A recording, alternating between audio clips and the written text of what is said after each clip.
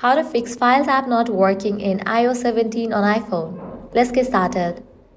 First, close the app's file and reopen it. Launch it. Swipe up from the bottom of the screen to open the app switcher, then swipe the Files app upward to close it. Now again launch it. With this, your problem might be fixed. Next up, what you want to do is restart your iPhone.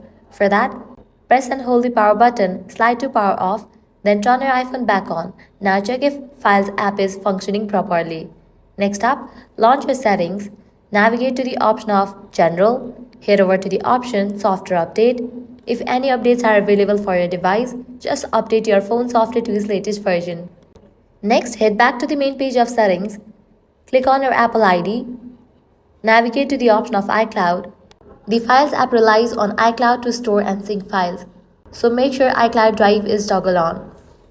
Click on the option of Save to iCloud. In this list, find the option Files. After you find it, make sure the Files option is toggled on.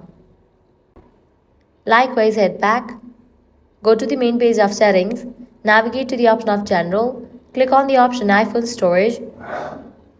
Make sure you have enough storage in your device. Sometimes, low iPhone storage might be causing this issue.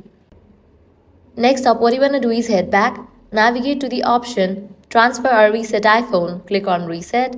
Click on Reset All Settings. Provide your iPhone's passcode and go through the process to reset all the settings. If none of these solutions work, completely delete the Files app.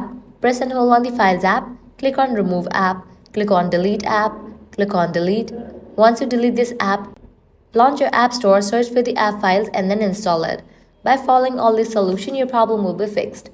So this is how you can fix Files app not working in iPhone. If this guide was helpful, do not forget to like, share and subscribe to our channel. Thanks for watching.